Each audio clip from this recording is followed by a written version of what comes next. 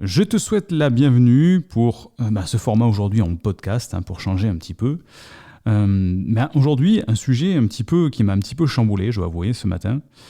On va voir le résultat d'une étude qui a été faite par l'université de Yale. Yale, c'est une université qui est une université privée américaine qui est située dans le New Haven, dans le Connecticut.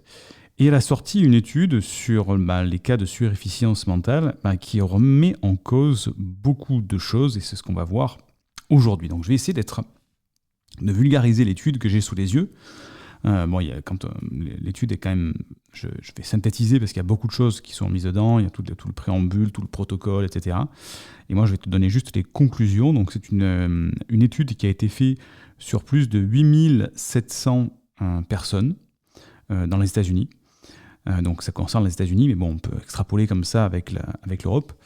Donc une étude qui est relativement sérieuse et bien faite, parce que 8700 personnes, mais on commence à avoir des chiffres statistiques qui sont représentatifs.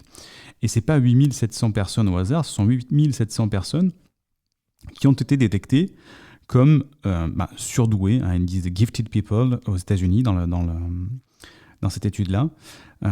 Et donc, on a quand même un échantillon assez clair de personnes surdouées, puisque leur modèle, leur procédure pour détecter les hauts potentiels est relativement similaire à celle que nous on utilise en France, en Europe. Et donc, on peut dire effectivement c'est relativement représentatif des hauts potentiels. Et cette étude, elle a été faite dans des conditions très sérieuses, puisque ils ont suivi les personnes pendant 2 ans avec des psychologues. Et ils ont fait passer aussi à ces personnes-là ce qu'on appelle des IRM fonctionnels. Alors je t'explique un petit peu ce que c'est qu'un IRM fonctionnel. L'IRM, c'est l'imagerie par résonance magnétique. Et l'IRM te permet de voir ce qui se passe dans ton corps. Ça découpe le corps en tranches, virtuelles bien sûr, c'est comme une radio, mais on voit tout en tranches avec beaucoup de détails. L'IRM est aujourd'hui un outil formidable pour déceler les problématiques, etc. Mais on a aussi ce qu'on appelle l'IRM fonctionnel, c'est-à-dire qu'on peut enregistrer des images pendant qu'un organe fonctionne. Il y en a comme ça, mais en fait le découpage tranche par tranche des fonctionnements d'un organe, y compris le fonctionnement du cerveau humain. Alors pour ça, l'université de Yale, les thésards qui ont fait ça, ont injecté des substances qui sont opaques au niveau de l'IRM, ce qui permet d'avoir une vision des parties activées dans le cerveau des personnes qui sont testées avec cet IRM fonctionnel. Donc l'IRM fonctionnel, c'est un petit peu comme avoir une caméra qui observe ton cerveau, dans le cadre de cette étude-là, pour voir justement le fonctionnement du cerveau en mode travail. On voit les zones qui s'activent plus ou moins, en fait c'est assez clair avec des couleurs, des fausses couleurs bien sûr, mais c'est ça qui est intéressant.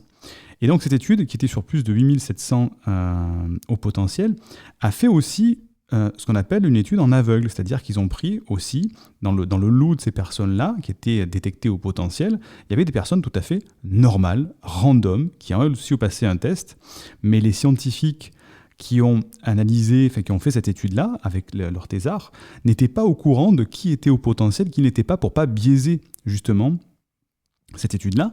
Ils n'ont pas mis au courant les personnes non plus qui passaient la détection. C'est-à-dire qu'ils ont vraiment eu ce qu'on appelle en double aveugle, une étude très sérieuse sur le haut potentiel, enfin, pour une fois.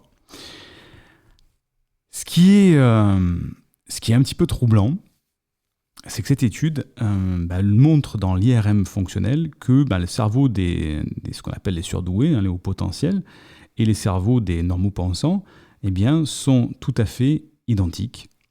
Il n'y a aucune différence de fonctionnement. Et ça remet un petit peu tout en cause, en fait, cette étude, parce que si encore c'était une étude un petit peu farfelue, ça aurait été compliqué, mais là, c'est une étude très sérieuse, qui est documentée, qui a été publiée. Et en fait, voilà, le cerveau d'un haut potentiel fonctionne exactement de la même manière. Donc ça contredit un petit peu les études qu'il y avait eu dans le passé sur le fait que le cerveau humain, le cerveau d'un surdoué avait une vitesse de connexion plus rapide, mais là, ça remet les choses à plat, en disant non, c'est pas le cas du tout. Et ils sont allés même plus loin, puisque dans les 8700 personnes qu'ils ont étudiées, il n'y avait pas que des adultes, il y avait aussi des enfants, et donc des enfants précoces, surdoués, et des enfants normaux pensants. Et en fait, l'étude remet en cause beaucoup de choses aussi sur la précocité.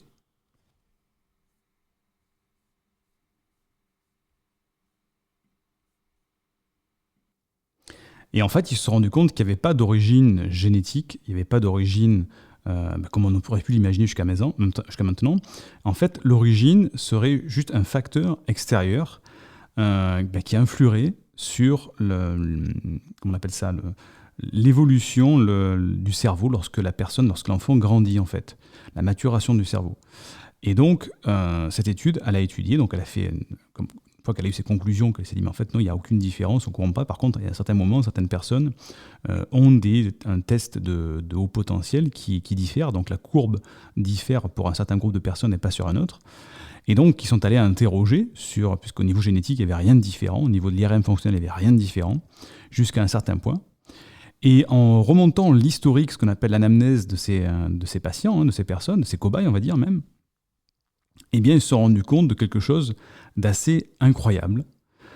C'est que les enfants qui sont donc devenus des enfants précoces au potentiel et donc ensuite des adultes au potentiel, eh bien, c'était lié, ils ont relevé 2 facteurs qui étaient très récurrents. Et donc, ils en ont déduit que c'était les 2 facteurs déterminants qui faisaient que ces enfants devenaient précoces et ensuite des adultes au potentiel.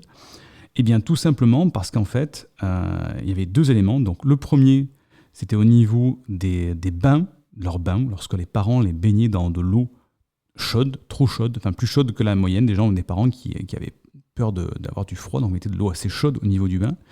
Donc, et le deuxième élément, parce que celui-ci n'était pas assez significatif, mais c'est le plus récurrent. Et le deuxième élément, c'est qu'en fait, ces enfants, on les avait nourris non pas avec du lait maternel, mais non pas avec du lait industriel pour remplacer le maternel, mais on les avait nourris tout simplement avec une substance assez particulière, je dois avouer. Ils les ont nourris avec de la viande de zèbre. Parce que le zèbre, ça fait i-an. Le zèbre. Mais oui, ce fucking zèbre, c'est de sa faute. Le zèbre, c'est la faute au zèbre. C'est le zèbre qui nous a rendus fous. Le fameux zèbre. Le zèbre. Ce canasson qui nous a rendus totalement fous. Le canasson et les hauts potentiels. Mais pourquoi ce zèbre? Pourquoi ce zèbre? C'est la faute au zèbre. Mais qu'est-ce qu'on lui a fait à ce zèbre pour nous rendre comme ça? Pourquoi le canasson? Il nous a rendus complètement fous, ce zèbre. C'est le zèbre.